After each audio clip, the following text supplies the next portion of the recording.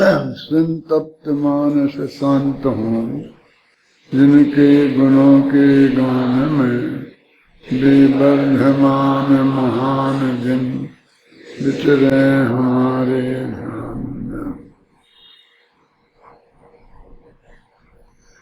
अलिंग ग्रहण के बोलों की चर्चा चल रही है। तो संसार के ज्ञान के विभागाधिकार में 172वीं गाथा की आचार्य अमरचंद की टीका के अंतर्गत अलिंग ग्रहण शब्द का अर्थ चल रहा है। कल थोड़ा बताया था कि यदि अलिंग ग्राह्य कह देते तो ये कहा जाता कि वो अलिंग शब्द से ग्रहण करने योग्य है, एक ही अर्थ होता।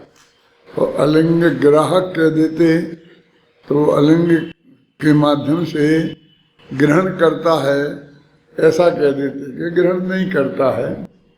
लेकिन जब अलिंग ग्रहण कहा तो दो ही तरफ से बात लगा दी कि वो ग्रहण करता वाला अर्थ भी लगा दिया और ग्रहण किया जाता अर्थ भी लगा दिया।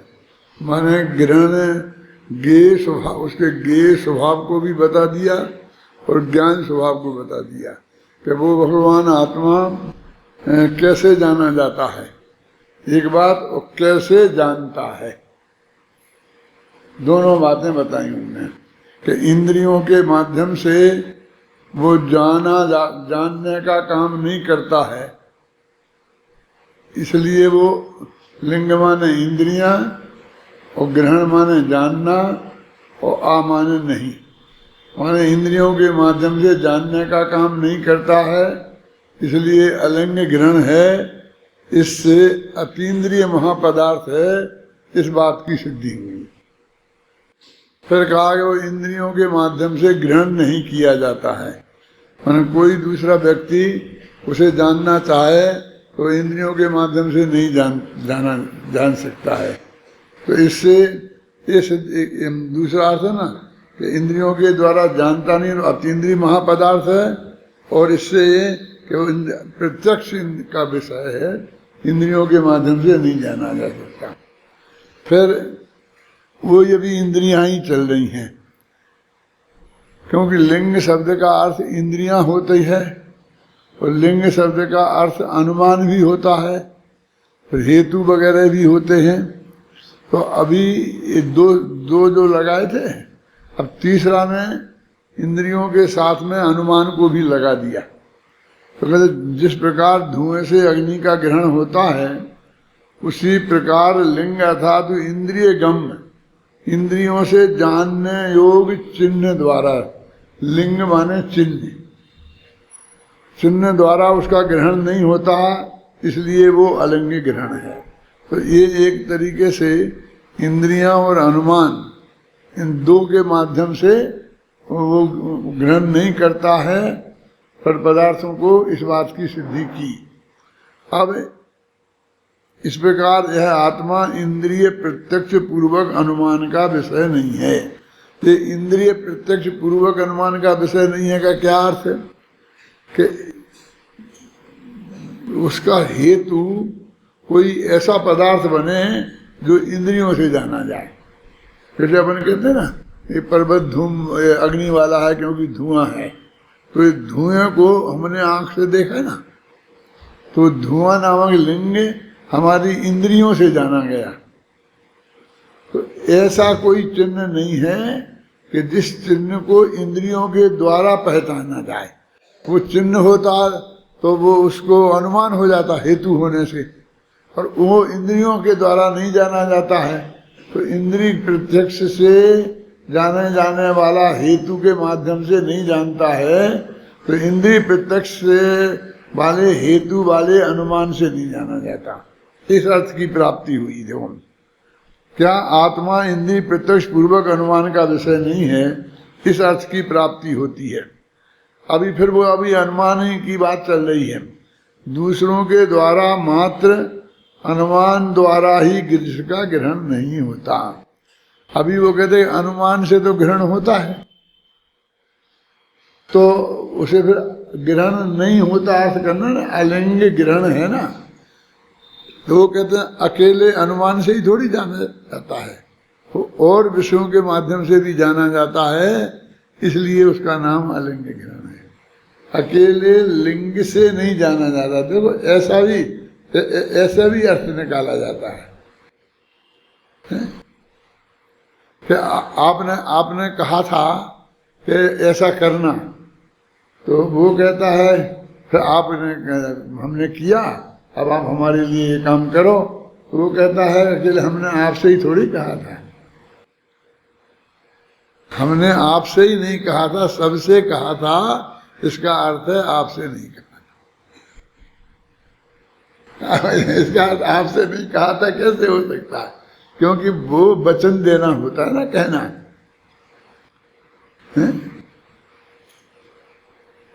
जैसे कि अभी हम कहें कि भाई देखो, जिसकी समझ में नहीं आए वो मेरे से पूछ सकता है, कब के कभी भी पूछ सकता है।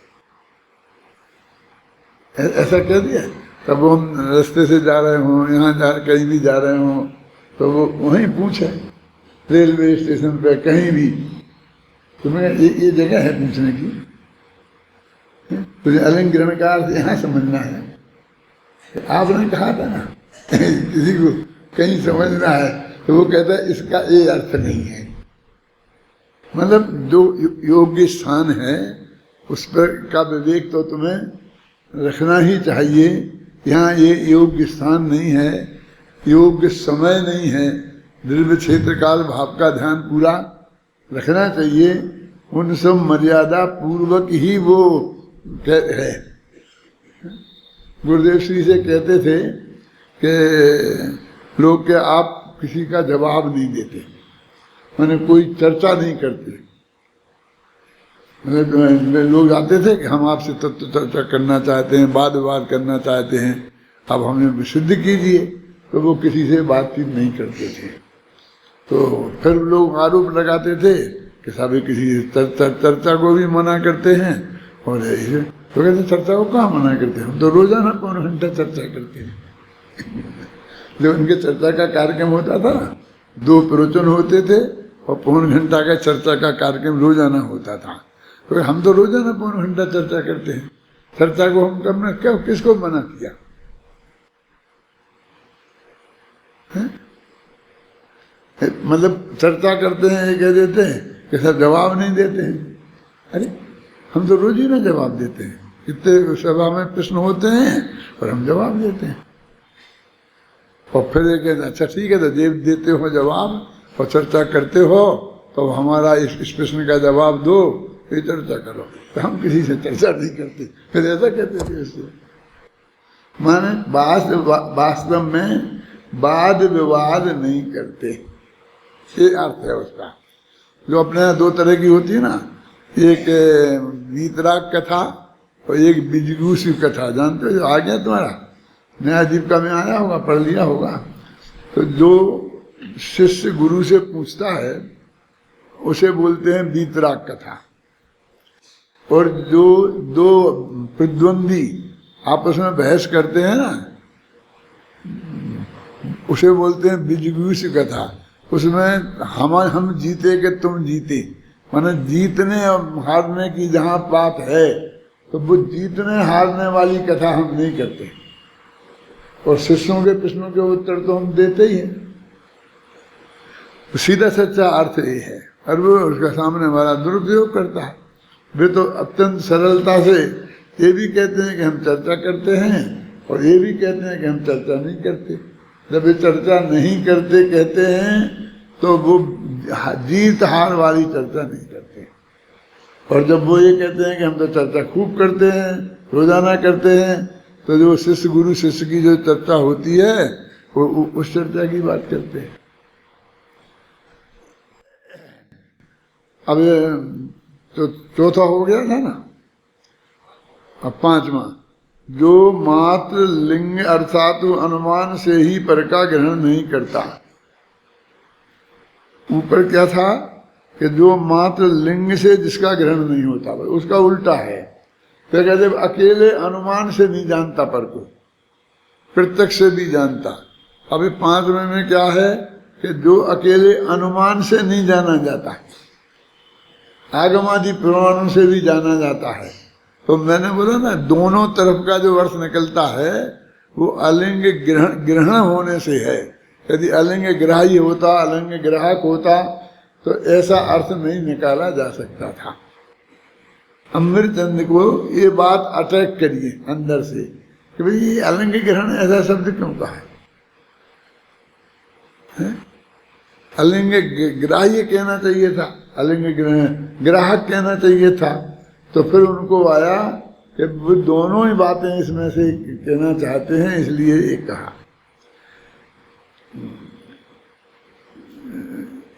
इस प्रकार आत्मा मात्र अनुमाता नहीं है, इस अर्थ की प्राप्ति होती है क्योंकि वह प्रत्यक्ष आत्मा प्रत्यक्षादि प्रमाणों से भी पर को जानता है। अकेले अनुमान से ही जानेगा ये जरूरी नहीं है, प्रत्यक्ष से भी जानता है, अनुमान से भी जानता है, ऐसा वो भगवान आत्मा है। अब छठवां बोल, अभी तक इंद्रिय, वो इंद्रिय के बाद में फिर वो आ गया था अनुमान। अब वो लिंग सब तो चल ही रहा है ना, चिन्ह कि आत्मा लिंग नहीं है, लिंग से नहीं स्वभाव से ही ग्रहण करता है, अर्थात जानता है। इस प्रकार आत्मा प्रत्यक्ष ज्ञाता है, ऐसे अर्थ की प्राप्ति होती है। अकेले वो अनुमान से ही नहीं जानता है, प्रत्यक्ष से भी जानता है, ऐसे अर्थ की भी प्राप्ति होती है। ये छठों, अब बारीक बारीक अंतर आएगा। और ये एक एक दो दो लाइन के हैं ना, अब ये 20 हो जाएंगे 2 दिन में। आगे बहुत विस्तार से मैंने इसमें सब लिखा है कि स्वामी जी क्या कहते हैं, जयसेनाचार्य क्या कहते हैं, और उसका क्या विशिष्ट प्रयोजन है, वो सब विस्तार से इसमें चर्चा की गई है। अब हम देखेंगे कि अपन को इस सभा में पढ़ना है उसे, कि आप अपने घरों में पढ़ लेना, किताब में लिखा है, और उससे ही काम चलाना है। ये अब देखते हैं 1 तारीख तक अपना कितना होता है ना, फिर अपन इस पर विचार करेंगे। 7वां, अब उपयोग लक्षण लिंग। लिंग माने पहचान का चिन्ह बताया था ना, तो जीव का उपयोग लक्षण है, तो वो चिन्ह हो गया ना जीव का, माने लिंग हो गया। लिंग माने चिन्ह, तो उपयोग लक्षण लिंग द्वारा ज्ञेय पदार्थों का ग्रहण नहीं करता, अर्थात ज्ञेय पदार्थों का अवलंबन नहीं लेता, वह आत्मा अलिंग ग्रहण है। इस प्रकार आत्मा के बाह्य पदार्थों के अवलंबन वाला ज्ञान नहीं है, इस अर्थ की प्राप्ति होती है। वो कहते पर पद गेहूं को जानता है, तो गेहूं को कैसे जानता है? कि चिन्ह से जानता है, किसी लिंग से जानता है, अनुमान से जानता है। तो वो कहते हैं कि अकेला ऐसा ही नहीं है, और भी प्रत्यक्षादि उसके जानने के साधन है। अपन हमें तो केवल ज्ञान नहीं, लेकिन ना पूरे आत्मा की बात हो रही ना, अगले तुम्हारे ही आत्मा की बात नहीं है, तो तुम्हारे आत्मा की बात है, तो वो कोई इसी समय की पर्याय से युक्त आत्मा की बात नहीं है, अनादि अनंत आत्मा की बात है ना। मैंने आत्मा के पास जानने के लिए मति ज्ञान, शुद्ध ज्ञान, अवधि ज्ञान, मन प्रय ज्ञान, अभी 2 ज्ञान तो अपने यहाँ स्पष्ट है ही, एक मति ज्ञान और एक शुद्ध ज्ञान। तो अनुमान तो मति ज्ञान का भेद है ना, और आगम जो है वो शुद्ध ज्ञान का भेद है। तो हमारे दोनों ही ज्ञानों के द्वारा हम जानते हैं। और इसी बात के लिए टोडरमल जी ने अपन रहस्यपूर्ण चिट्ठी में शिविर के समय पढ़ा था ना, कि पहले आगम से जाने, अनुमान से जाने, और फिर तो आगम से जानना हो गया शुद्ध ज्ञान से, फिर अनुमान से जानना हो गया मति ज्ञान से, फिर मति ज्ञान का भेद है कि स्मृति भी है, जो जान करके भूले याद रखे। फिर अनुमान आदि लिखा था, तो वो भी मति ज्ञान के ही भेद हैं कि तर्क से, युक्ति से इनमें लगाए, नहीं तो चर्चा काय की होगी, वो विचार और चिंतन काय पर होगा। ये भी बहुत समझने की महत्वपूर्ण बात है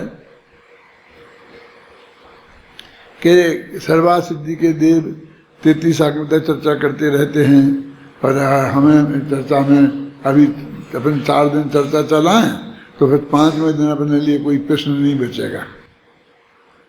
तो वही प्रश्न हम लौट के लाएंगे, कई तरीके से वो पूछेंगे, और उसी का हम वही उत्तर जो उनको देते आए हैं वही वही देते रहेंगे और ऐसे ही चलाते रहेंगे।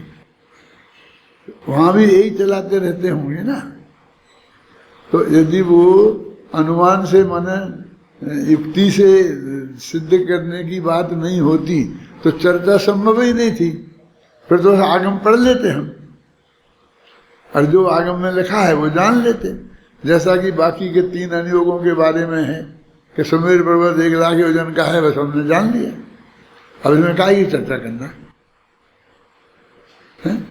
कि आलू में अनंत जीव होते हैं, हमने जान लिया। इसमें एक कल परसों को एक बात निकली थी बहुत महत्वपूर्ण, कि सूक्ष्म किसे कहते हैं और स्थूल किसे कहते हैं।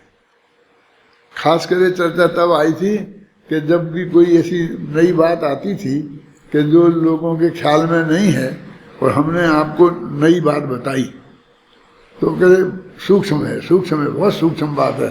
और वो तो पंडित जी बहुत सूक्ष्म बात करते हैं, है ना। लेकिन इनने जो अर्थ किया सूक्ष्म का और स्थूल का, क्या अर्थ है? वो कहते हैं कि जो बात सब हमें सहज से जानने में आए, प्रत्यक्ष से जानने में आवे, अनुमान से जानने में आवे, वो है स्थूल। और जो सिर्फ केवल ज्ञान गम हो और सिर्फ हमारे लिए आगम से ही जानने में आवे, वो सूक्ष्म है। ऐसा माने हमारे ज्ञान का विषय नहीं है और हम उसमें माथा मार के कुछ नहीं निकाल सकते हैं, इसलिए वो सूक्ष्म हो गई। हमको तो आगम में जैसी लिखी है वैसी माननी पड़ेगी ना, कि आलू में अनंत जीव हैं। अब क्या करो, तर्क करो, उसमें कैसे करोगे, कैसे सिद्ध करोगे? जैसे मैं 2 बातें बोलता हूं। दही के मामले में लोग कहते हैं अपने कि दही तो जीवों का पिंड ही है, अनंत जीवों का पिंड। आज के वैज्ञानिक को ये सब लोग कहते हैं ना।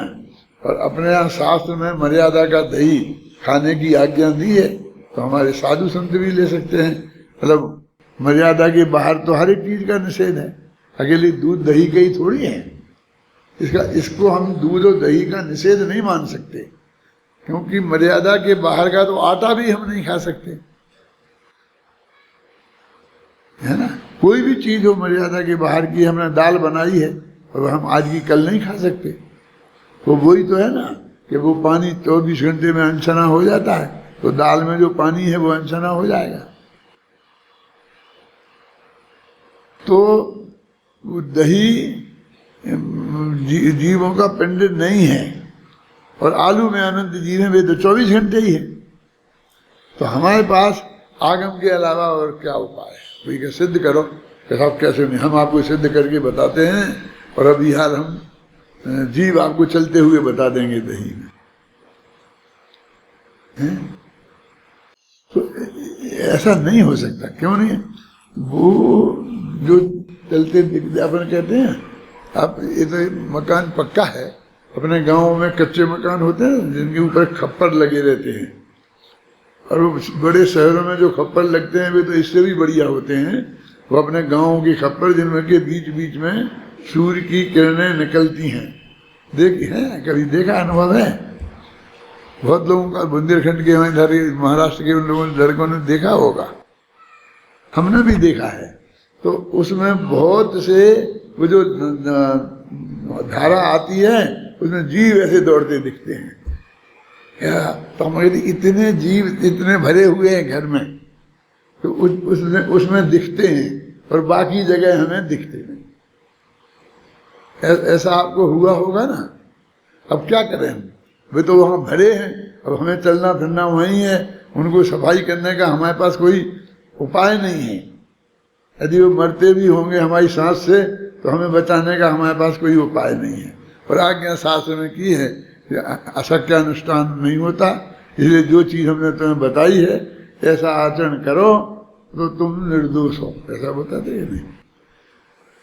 लेकिन हमने राम जी भाई ने हमको एक बहुत बढ़िया बात बताई इस मामले में कि वो जो तो आपको दिखते हैं ना बहुत से जीव दौड़ते हुए, वो जीव नहीं है, वो पुद्गल के ही परमाणु हैं। क्यों क्या कि जीव आंख से दिखता है, आंख से तो पुद्गल ही दिखते हैं।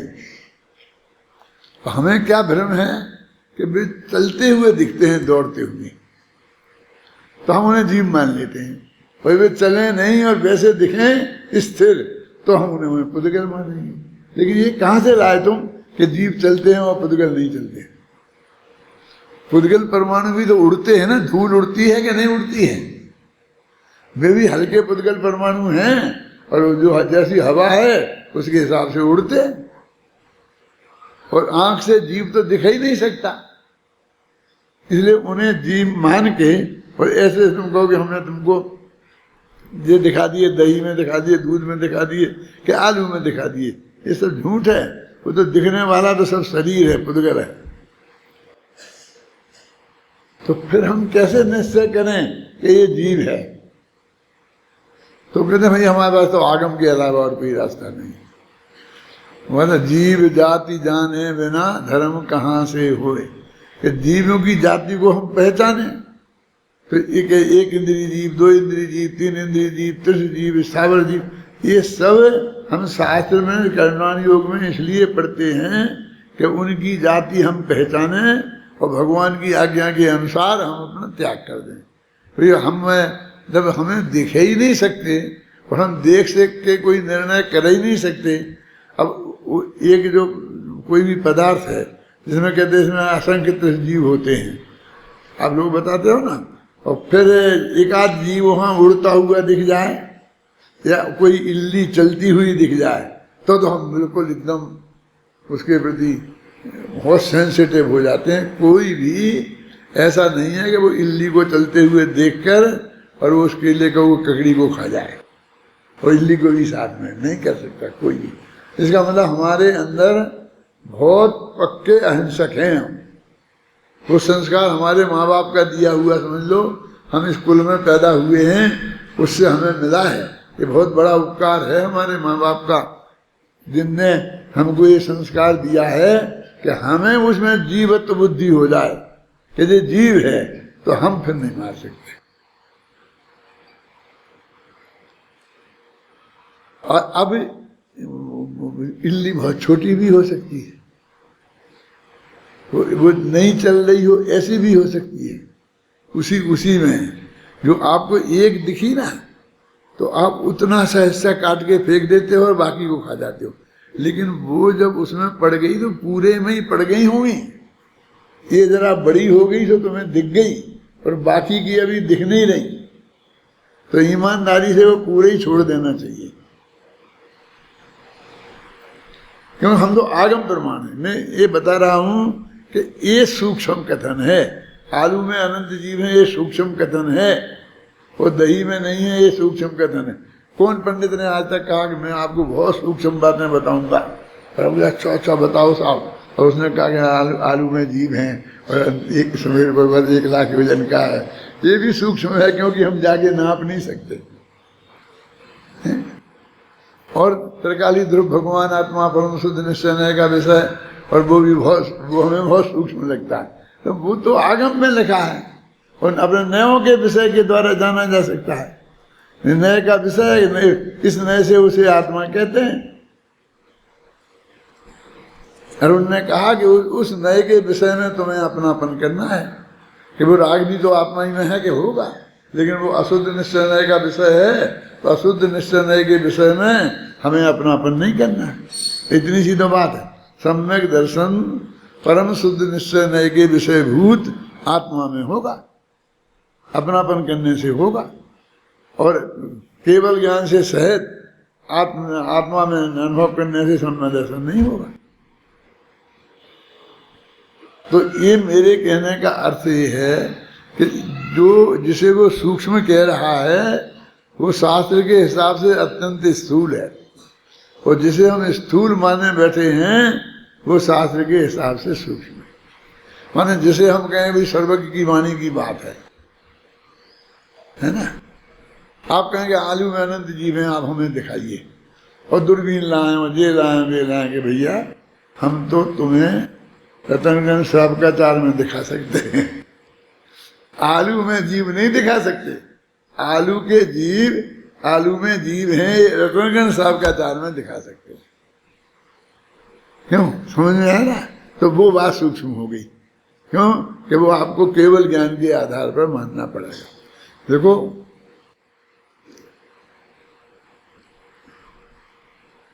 केवल ज्ञान का समझना जानना बहुत जरूरी है, नहीं तो पूरे चरण अनुयोग पर 3 अनुयोग खत्म हो जाते हैं।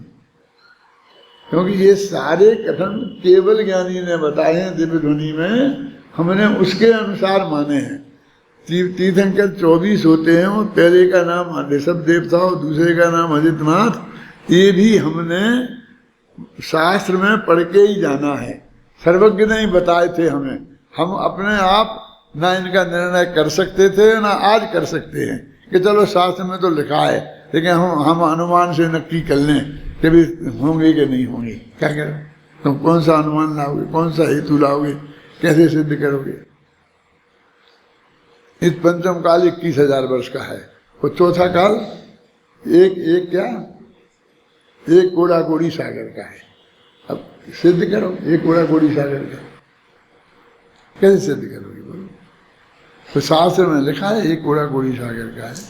और फिर आदिनाथ के बाद अजितनाथ कितने काल के बाद हुए, वो भी शास्त्र में लिखा है। फिर अजितनाथ के बाद संभवनाथ कितने काल के बाद हुए, वो भी शास्त्र में लिखा है। तो ये सब बातें अत्यंत सूक्ष्म हैं, और जिसे आपको आगम के आधार पर जानना पड़ेगा, और आगम से जो जो चीज जाननी पड़ेगी वो सब केवली को स्वीकार किए बिना नहीं जान सकते। कि दिव्य ध्वनि में आई है, केवली भगवान ने बताया। तो केवली भगवान को सर्वज्ञ का स्वरूप जाने बिना तो हमारा शुरू नहीं होता है। आप यहाँ आए हो विद्यार्थी पढ़ने के लिए 5 साल, तो आप क्या पढ़ोगे 5 साल तक?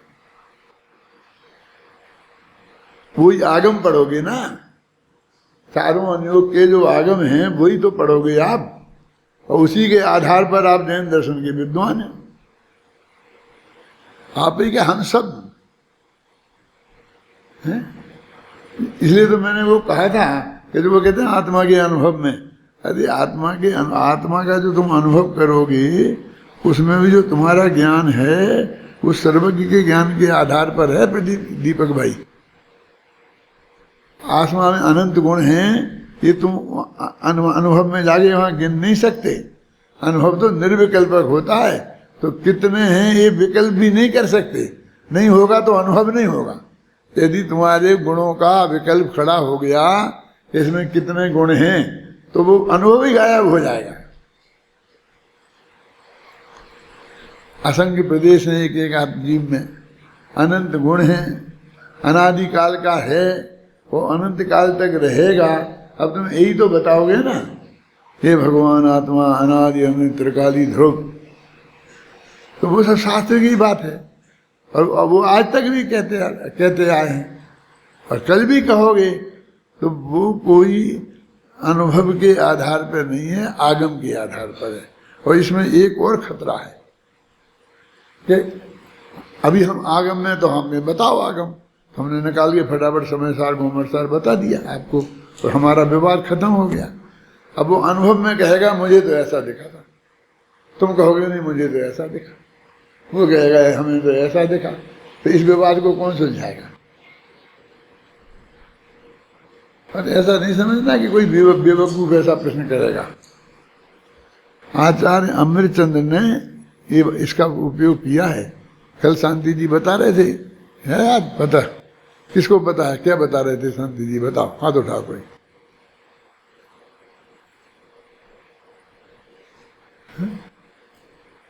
कि वो 8 लोगों ने कहा, कौन सी गाथा वो है ना, 38 गाथा 38 के बाद 39 से लेकर है ना, कि कोई कहता है कर्म आत्मा है, कोई कहता है 8 खाट के मिले हुए ये है ये है ये है। और उनने कहा क्यों? क्योंकि इसके अलावा हमें कोई अन्य आत्मा देखने में नहीं आता। एक ही तर्क सबने दिया, और उसका उत्तर क्या दिया कि ज्ञानियों को उससे भिन्न चेतन स्वरूप भगवान आत्मा दिखाई देने में आता है। क्या करें? अनुभव वाली युक्ति अनुभव से काट दी। वे कहते हमें दिखाई नहीं देता और हम कहेंगे हमें दिखाई देता, तो क्या कैसे करेंगे निर्णय, किसकी बात सही मानेंगे? तो ये इस तर्क के समय सार में वो काट के बताया है ना। अभी मैं ये कहूं, तुम्हारे कहने मात्र से हम वो बात नहीं मान सकते कि हमें अनुभव में आई है, हम हमारे अनुभव में ऐसा दिखा, हमें आत्मा नहीं मान सकते। आगम में बताना पड़ेगा, अनुभव में भी आत्मा कैसा दिखता है ये आपको आगम से बताना पड़ेगा। पर मेरा तर्क समझ में आ रहा है कि नहीं आ रहा, क्या कह रहा हूं? अब वो भी ज्ञानी धर्मात्मा भी तो आगम का बाला ही आत्मा आपको बताएंगे। जो शांति जी आपको कल कह रहे थे कि हरेक को मंगलाचरण करना पड़ेगा और मूल ग्रंथ करता रहा सर्वज्ञ देवा, तदुत्तर ग्रंथ करता रहा गणधर देवा, तेसाम वचनानुसार फलाना पर आचार्य ने विचरतम इदम शास्त्रम सिद्धि। क्यों? कि तुमको ये याद रहे कि हम जो कह रहे हैं तो अनंत भगवान की दिव्य ध्वनि में आई हुई बात है, हमारी वो जिम्मेवारी है। और वो कहाँ तक आई थी? हमारे गुरु पर्यंत। तो हमको तुमने ये बात कैसे कही? तो हाँ शांति जी, हमारी जिम्मेवारी क्या है कि हमने जो ग्रंथ का नाम बताया था ना, उसके अनुसार ये जो समयसार ग्रंथ है वो मैं यहाँ आपको सुनाने जा रहा हूँ। तो हम इसमें ही बता सकते हैं, आप जो ये लिखा बस करो, हमारी जिम्मेवारी खत्म है। हम तो ये कहीं नहीं था कि हम अपने अनुभव से बता रहे कि तुम्हें अनुभव है कि नहीं है। अरे होए तो भी अनुभव से नहीं बताई जाती है, और नहीं होए तो भी। कुंदाचार्य भी कहते हैं हम अनुभव से नहीं बता रहे, कहने लिखा था अनुभव से प्रमाण करना। वो तो तुम अनुभव से प्रमाण करना जो लिखा है वो तो अपने को प्रमाणित करने के लिए लिखा है, हैं? लेकिन उन्होंने लिखा ना 3 छेद में से चिड़िया निकल जाए तो फिर अनुभव का नंबर आया। आगम का सेवन, युक्ति का अवलंबन और परंपरा गुरु का उपदेश और फिर आत्मा का अनुभव। पहले 3 से जानो, आगम सब शास्त्र पढ़े हूं, शास्त्र बताओ, हैं? और फिर उसमें युक्ति से सिद्ध करना पड़ेगा। शास्त्र बता देने से काम नहीं चलेगा। हम बहस करेंगे तो युक्ति भी तुम्हें उसका जवाब देना पड़ेगा, कि सब शास्त्र में लिखा नहीं चलेगा। मालूम है क्या कहते हैं? ये आगमाश्रित युक्ति है, तो उसे कैंसिल मान जाते हैं क्या? फिर युक्ति का अवलंबन से, फिर युक्ति से भी सिद्ध हो गया, फिर परंपरा गुरु से हमारे पास तक ये बात आई है। ऐसी कहीं से एक किताब नहीं चली आई, ये कुंद ने लिखी थी और वहां रखी थी ताड़पत्र पे, और हमें मिल गई और हमने पढ़ ली। ऐसी नहीं, एक कुंद के बाद निरंतर पढ़ी जाती रही, और हमारे गुरु परंपरा से होते होते होते अमृतचंदाई बहुत से गुरुओं ने लिखा उसके ऊपर टीका वगैरह, और बहुत से गुरुओं ने नहीं लिखा। जैसे मान लो हमने इस पर टीका लिखी, कुछ लिखा, जो भी लिखा। और आप लोग इतने विद्वान हो 200, आप भी तो समय सार का प्रवचन करते हो ना, और आप भी बिल्कुल वही बात करते हो जो हम बताते हैं। आप 19 से थोड़ी हो हमसे, लेकिन नहीं लिखा। तो वो लिखने वाले गुरु और नहीं लिखने वाले गुरु दोनों से, क्योंकि लिखने वाले हर एक को नहीं मिलेंगे। परंपरा गुरु के लिए अभी जितने जितने आचार्य हमारे हुए हैं, तो बताओ कुंद के गुरु कौन थे? जिनचंद। तो जिनचंद की कौन सी किताब है? अपने जिनचंद नहीं, छात्रावास वाले। समझ में आ रहा? नहीं है ना, कोई शास्त्र हमारे पास नहीं है ना। तो जो कुछ भी उनने कुंद को बताया होगा बस वो ही है ना। मैंने वो परंपरा आचार्य की वो भी हमें चाहिए,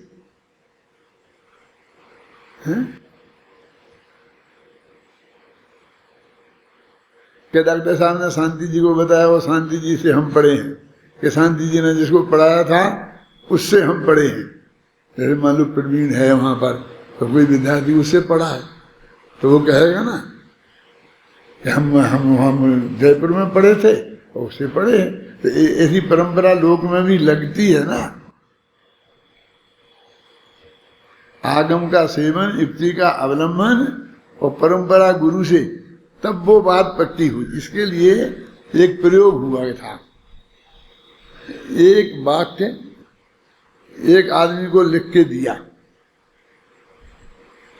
कि ये 100 आदमी लाइन से खड़े किए कि तुम्हें बगल के आदमी से कान में ये बात कह देनी है। क्या? तो वो उसने बगल वाले से कही, फिर बगल वाले ने अपने बगल वाले से कही, ऐसे ऐसे 100 में आदमी तक पहुंची। तो उससे कि अब तुम जोर से इसकी भी कर पे बोलो। और सबके हाथ में वो वाक्य लिख के दे दिया था, जो देखने नहीं दिया था। और अब ये कहा वो स्पीकर पे पढ़ रहा है, तुम मिलाओ तुमने क्या बोला। तो बिल्कुल वाक्य बदल गया था पूरा। तो ये मान लिया कि ऐसे कानों कान कही बात को प्रमाणिक नहीं माना जाएगा। तो कैसे माना जाएगा? कि उसके हाथ में एक कागज हो, कागज पे वो लिखा हो, तो वो सामने वाला उसे कागज देवे और वो पढ़ के बोले और वो उसे देखकर पढ़कर सुने। आप सुने, सुने नहीं, पढ़कर सुने, समझे? माने गुरु के मुख से सुने भी और अपने पर्चे पे पढ़े भी। मैं यहां से बोलूं तो आप सुने भी और अपनी किताब में मिलान भी करें वो उसी पंक्ति को। अब ऐसा करके किया वहां से, तो 100 में आदमी तक बिल्कुल सही वाक्य पहुंच गया था। समझना ना क्या अर्थ हुआ इसका? जो हमारे गुरु ने लिखा कि लिखित भी चाहिए है और उच्चारित भी चाहिए। परंपरा गुरु के उपदेश से भी आनी चाहिए और आगम से भी आनी चाहिए, और फिर तरक्की कसौटी पर भी कसना चाहिए।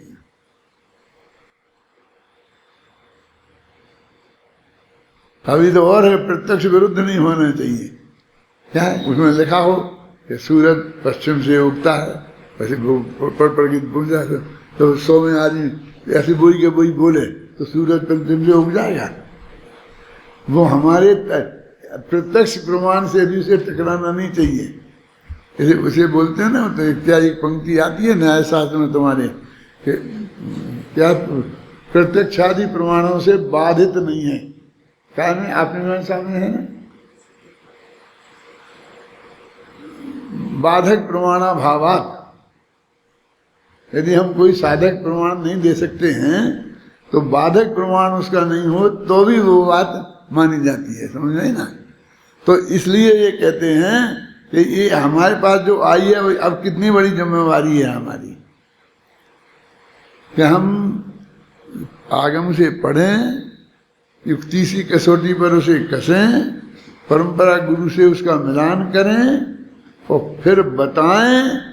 तो उसे किताब में पंक्ति सहित बताएं कि देखो ये लिखा है, मैं ये कह रहा हूं। ऐसे ये ज्ञान चलेगा तो कुछ दिन चल जाएगा।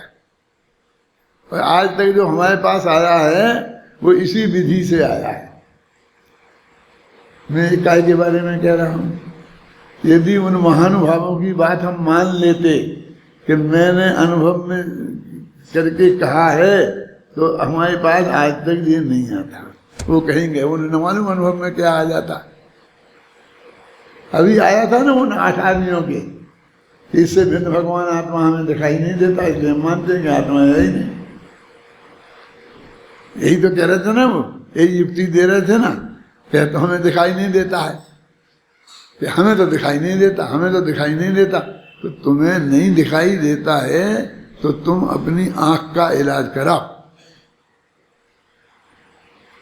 क्योंकि तुम्हें दिखाई नहीं देता है। गंगवा जी इस बात को तो सिद्ध करता है कि तुम अंधे हो, इस बात को सिद्ध नहीं करता है कि शास्त्र में ऐसी बात नहीं है। हमने तो आज तक नहीं देखा किसी शास्त्र में। अब तुमने नहीं देखा तो हम क्या करें? तुमने नहीं देखा तो शास्त्र में नहीं है, ये कहां से लाए? तुमने कितने शास्त्र देखे? यानी ये तर्क कितना हीन है? हमको ये मालूम ही नहीं है कि जो हम तर्क दे रहे हैं वो तर्क कितना थोथा है?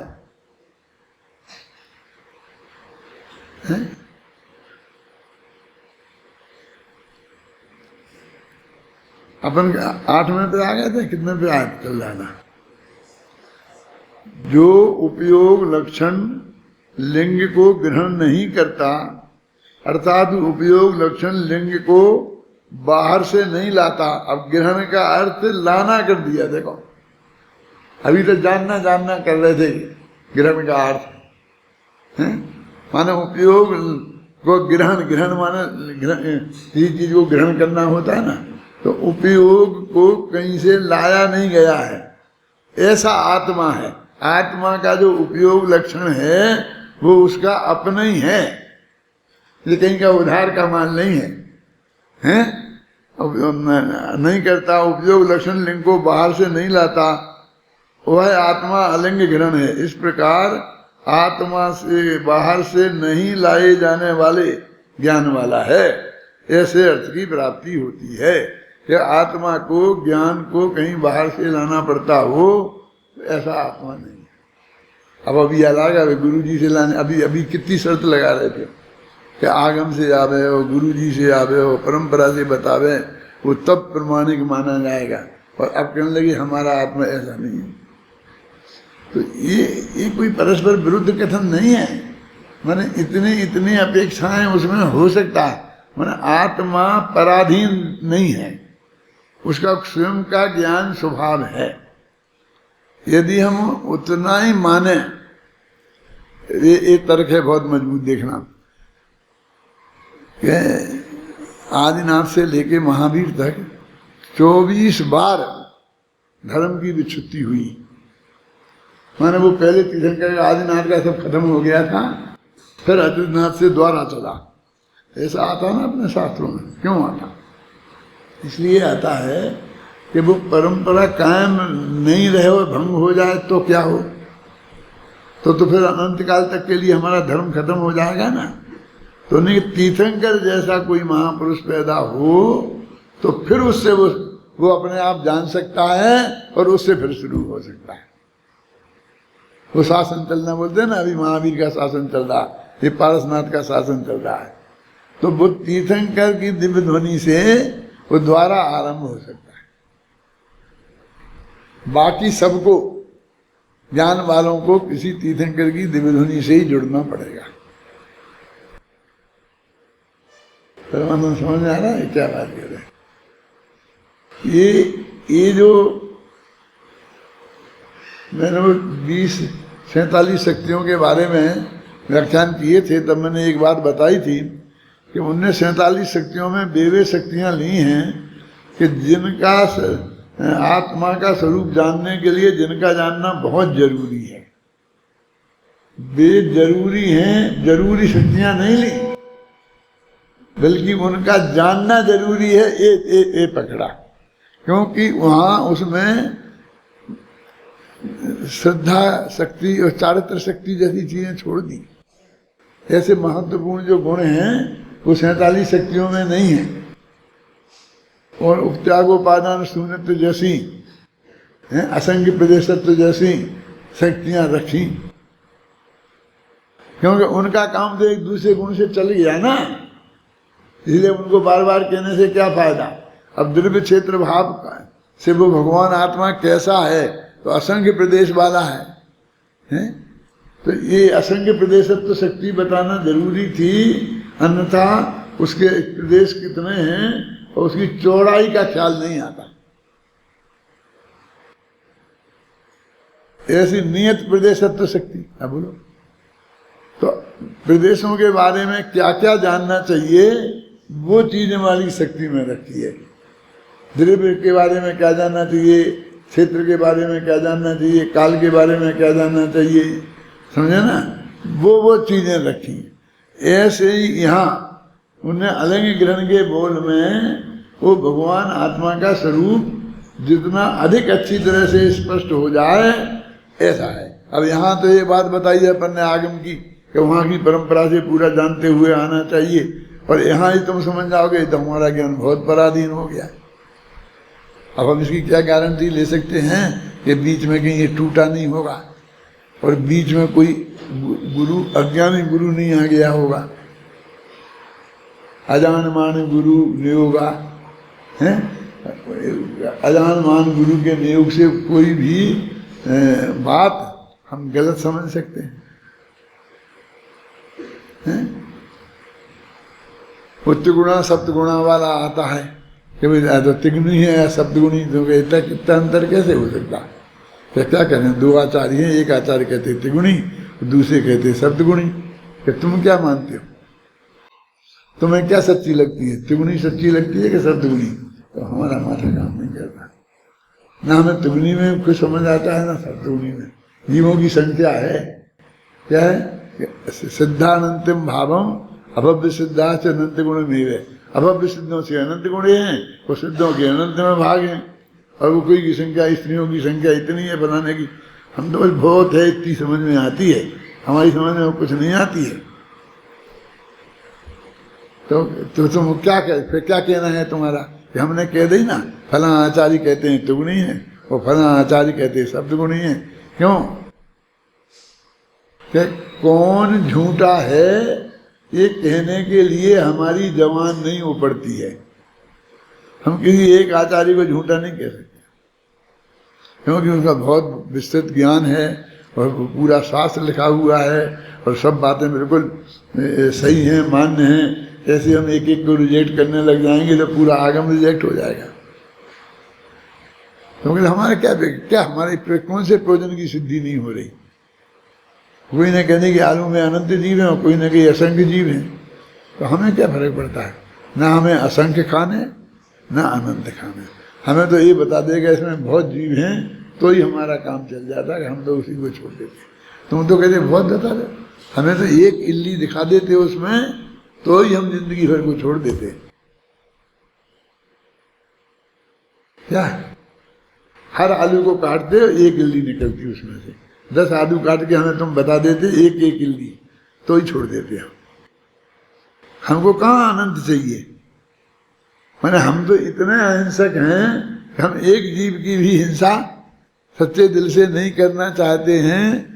और स्थिति ऐसी है कि अनंत जीव प्रति समय लगभग हमारे निमित्त से मर रहे। मुनिराज हैं, अब ये पसीना आ रहा है और जो जीव उनके शरीर पर बैठेंगे वो पसीने में लथपथ होकर गिर जाएंगे और मर जाएंगे। और मैं आपसे दूसरी बात कहता हूं कि 4 हाथ जमीन देख के चलें, तो जीव क्या इतने ही हैं कि 4 हाथ से दिखें? ऐसे जीव नहीं है जो एक हाथ पास से ही दिखते हैं, 4 हाथ से नहीं दिखते हैं। समझ में आई बात? तो बेजीव तो मर नहीं है, क्या करें? और हम जान रहे कि वे मरेंगे, लेकिन हम क्या करें? हमारे पास क्या साधन है? अब जो पीछी होती है ना मुनि महाराज की पीछी, तो कहते जहां भी बैठे तो वो उससे ऐसी सफाई करके ही बैठे कि भाई शिला तो बिल्कुल साफ है, उसमें एक भी जीव जंतु दिखाई नहीं देता है, फिर काय कोई ऐसा करें जबरदस्ती? कूड़ा करकट भी नहीं है, वो वैसे ही नहीं हुआ कि नौकर घर में पोंछा लगाता है कि बिल्कुल चमक तो रहा है घर, कि चुप रह तू तो पोंछा घिसे जाए, नौकर तो बेकार नहीं बैठा रहा, ऐसी तू तो पीछे मारे जा। नहीं, बहुत से सूक्ष्म जीव आपको नहीं दिखेंगे, इसलिए आप तो वहां पर ऐसा कर दो, आपकी पीछी बहुत मुलायम है, उससे कोई जीव मरेगा नहीं, और वहां जीव होंगे तो वे यहाँ वहां हो जाएंगे। अब वो जो पीछी ऐसी चला रहे हैं वो भी आगम की आज्ञा से चला रहे, इसलिए आगम चक्षु साहू कहा है। वे आगम की आंख से देखते हैं कि जीव हो तो कर बचाना चाहिए ना, और जीव नहीं हो तो भी बचाना चाहिए। कि जो बहस मत करो, जब तुम बैठो तब साफ करके बैठो बस। ये सर्वज्ञ, यानी मैं आपसे ये कह रहा था, जहां से अपन गाड़ी जरा लेन से उतर गई, कि सर्वज्ञ का ज्ञान होना बहुत जरूरी है, उसके बिना तुम सच्चे पंडित नहीं बनोगे। सर्वज्ञ का स्वरूप भी हमारे समझ में आना चाहिए और उस पर अगाध श्रद्धा होनी चाहिए। क्या? अब वो दो तरह की उसमें गड़बड़ी होती है। कह देता हूं कि एक तो सर्वज्ञ भगवान की वाणी में आया है कि जिस समय जो होना है वैसा ही होगा, एकदम 100% पक्की बात है, और आपकी श्रद्धा में वो बात बिल्कुल जम गई है। फिर भी आपको विकल्प आया है कि हम इस जीव को बचाएं, इसका इलाज कराएं, अस्पताल ले चलें। आप भी समझ नहीं ना, पर आप अस्पताल ले गए, इलाज कर गए, वो बचा तो बच गया, नहीं तो मर गया, जो भी हुआ हो गया। तो वो जो हुआ, तो मैं ये खतरनाक बात कह रहा हूं कि वो आपकी श्रद्धा पे प्रश्न चिन्ह नहीं लगाता है कि वो जिसका जो होना है वैसा ही होगा, और आपने क्यों इतना ये किया। समझना मैं क्या कहना चाहता हूँ? तो आप क्या चाहते हो? नहीं ले जाते, ऐसे ही सड़क पर पड़े रहने देते, तो कोई नहीं कहेगा अपना कि पड़े रहने नहीं पड़ती। लेकिन आप जो वहां ले गए और जो आपके हृदय में करुणा भाव आया, और जिसे वो कहते हैं आना चाहिए, तो वो चारित्र मोह का उदय उसमें निमित्त था कि दर्शन हुए।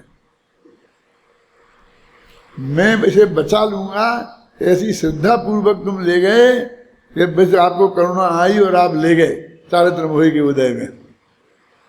अभी समझना कितनी खतरनाक बात है। चारित्र मोह के उदय में ले गए तो कोई खतर बात नहीं है, ऐसा तो हो गई, होता ही है।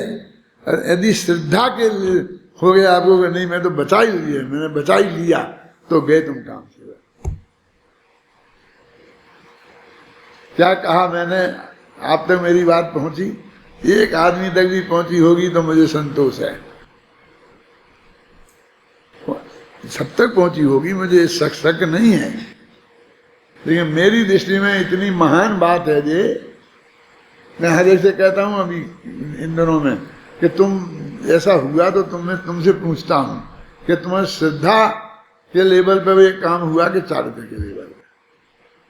चारित्र के लेवल पर हुआ तो कोई बात नहीं है, और श्रद्धा के लेवल हुआ तो एक तरह गंभीरता से विचार करने की जरूरत है। खासकर मैं गाथाएं बोलता हूँ बंधाधिकार की, बड़े बड़े पंडितों से, जो भी पंडित मुझे मिलता है तो पहले तो अपने बहुत प्रेम से, अब तो विरोधियों से भी अपने में वात्सल्य भाव का मौसम चल रहा है, सब प्रेम से मिलते हैं, गले लगते हैं, जिंदगी भर विरोध किया है और कल फिर विरोध करना है, फिर भी प्रेम से मिलते हैं, खाते पीते हैं, एक साथ बैठते हैं, तो वात्सल्य भाव का वातावरण बन गया ना। तो मेरे को ऐसा भाव आता है कि मैं इनको ये बात समझा दूं किसी तरीके से, क्या तो कोई ना कोई बहाना करके, कैसे ही करके मैं उनको बात समझाने की कोशिश करता हूँ। वो कैसा आदमी है, ये ऐसा सोचते हो? मैं कहता नहीं, तुम सोचो, क्रिया तो ज्ञानी की भी वैसी होगी और अज्ञानी की भी ऐसी होगी। देखो मैं एक उदाहरण देता हूं तुम्हें। एक पार्सल अमेरिका से, हिंदुस्तान से लंदन भेजा गया, जिसमें आम थे। आम जाता है, बहुत जाता है। पार्सल भेजा और वो एक मिस्टर कांट करके थे, जो नीति शास्त्र के सबसे बड़े विद्वान माने जाते हैं। नीति शास्त्र के, तो उनको लॉजिक की मतलब बड़े विद्वान माने जाते हैं। तो उनकी वो पार्सल थी। अब वो रास्ते में जहाज भटक गया तो रास्ता नहीं मिले उसे, तो वो 1 महीना लगना था कि 15 दिन लगने थे, उसकी जगह मुझे ज्यादा दिन लग गए। तो ज्यादा दिन लग गए तो जो साथ में लोग थे उनके साथ जो भोजन सामग्री थी वो तो उतने ही दिनों की थी, 2-4 दिन की ज्यादा की रख लें, 15 दिन में पहुंचे तो 20 दिन की रख लें। फिर आकर वो सब लोग भूखों मरने लग गए। और ऐसी तक नौबत आई कि एक दूसरे को मार के खा जाए। ऐसा आता है सब उसमें इतिहास में। कितनी भयंकर भूख लगी होगी और कैसी स्थिति बन गई होगी। तो उनकी वो बेटी आम की उसमें थी, तो उन लोगों ने वो आम की पेटी खोल के आम खा लिए। और जब फिर वो जहाज अंदर पहुंचा तो कांत के घर पर एक पत्र आया गवर्नमेंट का, तो ऐसा ऐसा हुआ है और आपकी पेटी को खोल के उन लोगों ने खा ली जिससे उनकी जान बची, इतने लोगों की, नहीं तो वो मर जाते। और उसके जो भी पैसा हैं विद हर्जा खर्चा हम देने को तैयार हैं, आप बता दो तो हम आपको कुछ पेमेंट कर दें। तो उस कांट ने ये कहा कि मुझे कुछ नहीं चाहिए, लेकिन नैतिक नियम का लोप नहीं होना चाहिए था, माने वो पेटी को खोला नहीं जाना चाहिए था। तो लोगों ने कहा कि आपके ऐसे ही विचार हैं कि हाँ बिल्कुल नैतिक नियम का लोप नहीं होना चाहिए, माने आपको हमने पेटी दी और आपने कहा कि हम ऐसी की ऐसी पैक बंद इतने दिन में पहुंचाएंगे और इसके जो पैसे आपने मांगे वो हमने आपको पेमेंट किए। तो अब ईमानदारी का काम ये है कि ये पेटी वैसी की वैसी वहाँ हमें मिलनी चाहिए थी, कि यदि वो नहीं खोलते और वो नहीं खाते तो वे लोग मर जाते, कि 2-4 आदमी मर जाते तो क्या फर्क पड़ता। जब उसने ये कहा तो एकदम तहलका मच गया, अखबार में आ गया और सारे दुनिया में तहलका मच गया। फिर कांट कहता है कि 2-4 लोग मर जाते तो क्या फर्क पड़ता था, लेकिन नैतिक नियम का लोप नहीं होना चाहिए था। और उसको इस बात के लिए सबसे बड़ा विद्वान माना गया। अब आपको भी अटपटा लग रहा होगा कि क्यों इसको इतना महत्व मिला। वो कहता है तुम्हें पता नहीं है, ये जो ये नैतिक नियम है, माने हमने जो यहाँ से वहाँ माल भेजने का व्यवस्था शुरू की है, हम सारे बाजार वाले 2 रुपये सैकड़े का ब्याज देने को तैयार हैं, सारे बिल्डर, और हम उन्हें नहीं देते हैं और 6% में हम जाके बैंक में पैसा जमा कराते हैं। काय के लिए? क्यों?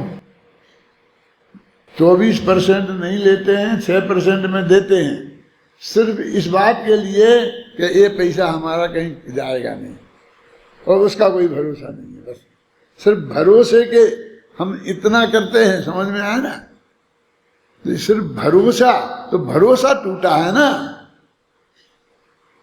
तो ये सारी व्यवस्था यदि गड़बड़ा गई तो फिर वो चीज भेजना ही संभव नहीं रहेगी, और भेजने नहीं तो कितनी महंगी पड़ेगी।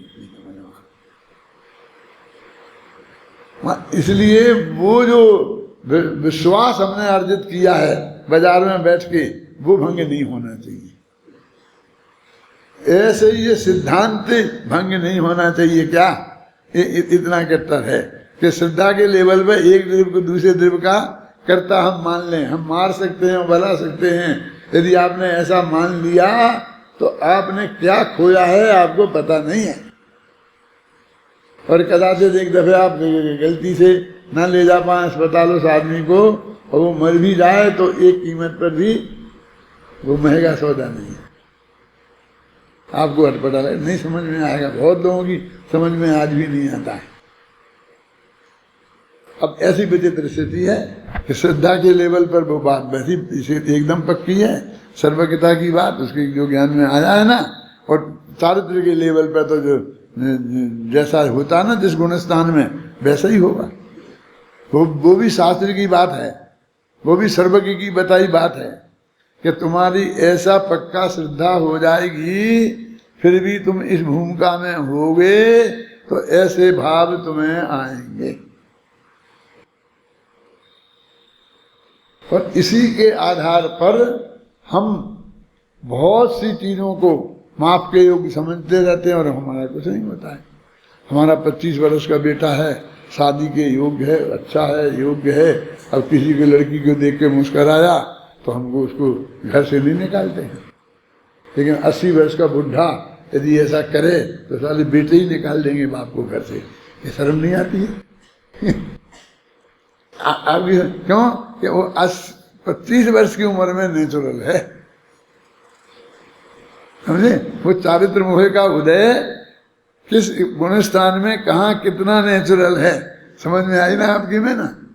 वहाँ कितना नेचुरल है। देखो एक आदमी छठवीं प्रतिमाधारी है और बहुत शुद्ध सात्विक, खाने में पीने में आप देख कल्पना नहीं कर सकते। उसे देख करके ऐसा कोई असली आदमी मिल जाए तो अपन वही ऐसा लगेगा इसके चरणों में माथा टेक दें। छठवीं प्रतिमाधारी है शांति जी।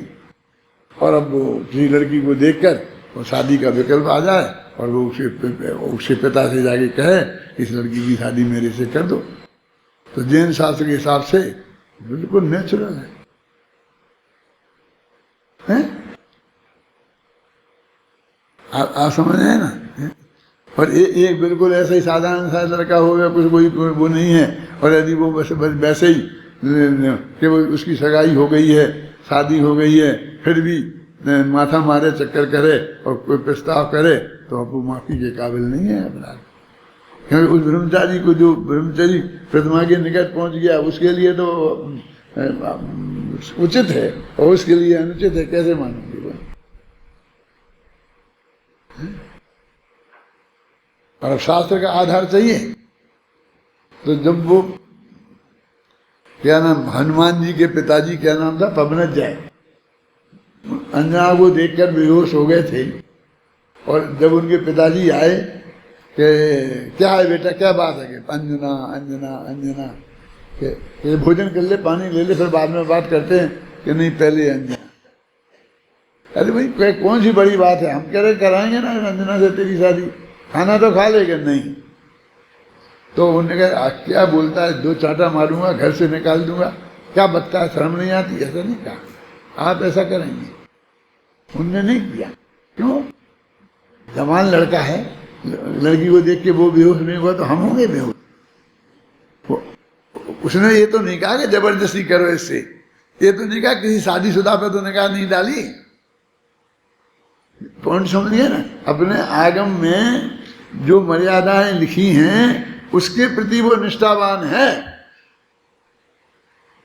तो हम अभी जानते ही नहीं है कि किस भूमिका में क्या भाव हो सकता है। हम बता दो, आप ऐसी मानते हो, सब बात पक्की है, फिर ऐसा भी करते हो, दौड़ के बचाते भी हो, कहते हो कि करुणा जो है वो मोह का चिन्ह है। क्यों? 86वीं गाथा सुनाते हो ये करुणा भाव मोह का चिन्ह है, और बाद में करुणा भी करते हो। गुरुदेव से सब लोग कहते थे कि ये भी कहते हो कि ये शुभ भाव है, पूजा का, भक्ति का भाव है, सब पुण्य बंध का कारण है, बंध का कारण है, कर्म करने का कारण नहीं है। और बहुत प्रेम से पूजा करते हो, भक्ति करते हो, आराम करते हो। तो अब वो समझते ही नहीं कि वस्तु के स्वरूप ऐसा ही है तो प्रतिपादन वैसा ही होगा, और उस भूमिका में ऐसा ही रहा जाता है तो वैसा ही होगा। इतनी बात आपको समझनी पड़ेगी ना, उसके बिना ये तत्व ज्ञान आप ना समझ सकेंगे और ना प्रतिपादित करके समझा सकेंगे। कहीं ना कहीं जाके मामला टकराएगा। तो ये बात को हमें गहराई से समझनी चाहिए। हो गया समय, आगे की बात करें।